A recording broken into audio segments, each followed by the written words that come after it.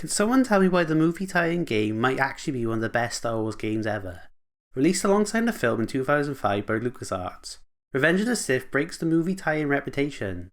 They're usually rushed, low effort and just crap, but what makes this the exception? You play as Anakin Skywalker and Obi-Wan Kenobi as the Clone Wars come to an end and the Sith gets its revenge.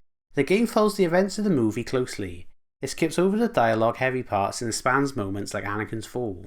There is even an alternative ending. What if Anakin won? It's sick. They do a pretty good job retelling the story, but there are massive jumps like when the ship is crashing to Coruscant at the beginning of the movie. You watch as they sit down to pilot the ship, then the next clip's Anakin and Obi-Wan saying goodbye. Then suddenly Anakin's fighting Mace Windu, and it really feels like, how did we get here?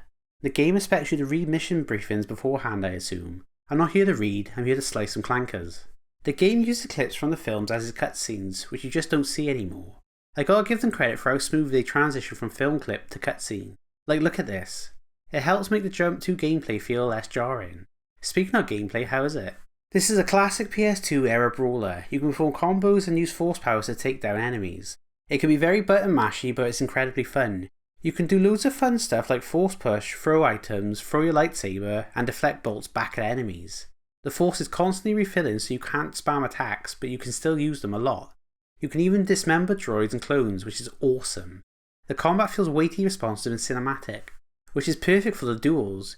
You know when the game has good boss fights when the entire level is that fight. You'll have one-on-one duels with another lightsaber user. They feel like they're ripped straight out of the movie. It's a constant back and forth for you blocking and attacking and using force powers to get an edge. You'll constantly be moving and switching to new areas, which helps keep the pace up on the duel. You will even have moments where both lightsabers clash and you have to button mash to get out of it. The final battle on Mustafar is epic. The animations are what really sells the combat. They are smooth, swings look big, the lightsaber has a trail when it moves, and the Jedi can perform unique actions, like Anakin dodging an attack by doing Neo from the Matrix. There is no reason the combat should be this fun, but it's not perfect. It can be janky.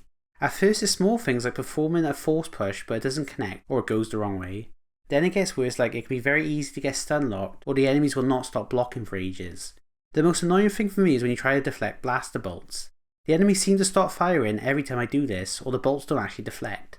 There was this one part where I couldn't look the right way to deflect the bolts because they would never end in spawning clothes in the other direction. Or another bit early on has the droids stay behind a shield wall. They even run back behind it when I try to lure them out. Infuriating. There are also turret sections. These are here, they really don't add anything to the game. The first one I thought was broke. I just fired at one spot on the ship for minutes with little feedback. It feels like there's supposed to be other ships to distract you, but nope. Still though, none of these take away too much from the game. The progression system is quite nice. Depending on how well you do in the levels, you can buy upgrades, like combos or upgraded force powers. It doesn't tell you what the upgrades do for the force powers though. You just have to take the game's word for it. Your force push is better now. I managed to get most of the upgrades from one playthrough, so I wouldn't say the game is too replayable. There is a good variety of enemies. You'll start off slicing clankers of all types, then Jedi when Anakin falls to the dark side, and clones when Order 66 happens.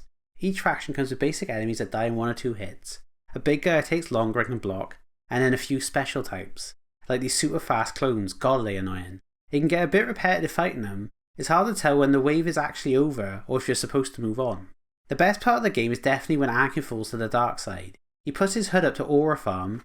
You actually play through his assault on the Jedi Temple, for way longer than the movie shows. He even gains Force Lightning at the cost of his Jedi mind trick. When you zap people the skeleton will show, it's awesome. There are even bonus levels where you can play as Grievous, his guards and Yoda. Very fun additions. The best one has to be the last bonus. You get to play as Darth Vader as he duels old Ben Kenobi on the Death Star. God, I miss LucasArts, they really did care about the games they made. You can play local co-op as well. There is a mini co-op campaign and a versus mode. In this mode you can duel with a few different characters. I can imagine this would extend the playtime a lot if you got into it. This is a movie tie-in game, why is this so good? They even went the extra mile here. If both players choose the same character, player 2 gets an alternative look for them. This is stuff like Grievous having red lightsabers or Darth Vader having a blue one. What really elevates the game is the presentation. This feels like Star Wars. I mentioned the animations are great, so are the graphics of 2005. Environments look like the film and characters do resemble their actors. It's not perfect, but it's good. Environments also react when you hit them with your lightsaber, which is neat. The voice acting on the other hand is hit or miss. They didn't get the actors from the film. Everyone they did get sounds like them though. Obi-Wan is spot on and Mace sounds like Kratos. I guess I'll give credit to Anakin's actor. I actually thought it was Hayden giving a bad performance. He is definitely the weakest voice in the game.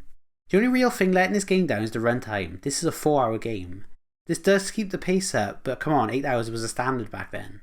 Ultimately, I was shocked how well this game held up. I thought this was my kid brain liking everything Star Wars, but no, it's actually amazing for what it is. Just good old fashioned combat with a stellar presentation. A surprisingly great game from an era where these usually weren't. Time to rank it. First, this is better than the last Star Wars game I played. Yeah, I definitely had more fun here than I did with Bounty Hunter. The Force is telling me number 28. I enjoyed myself more than I did with Mortal Kombat 1. That game's story is letting it down, but I can't put above Dying Light the Beast. That game was more satisfying overall with a good original story. New number 28. Maybe movie tie-in games aren't all trash, but this one had the high ground.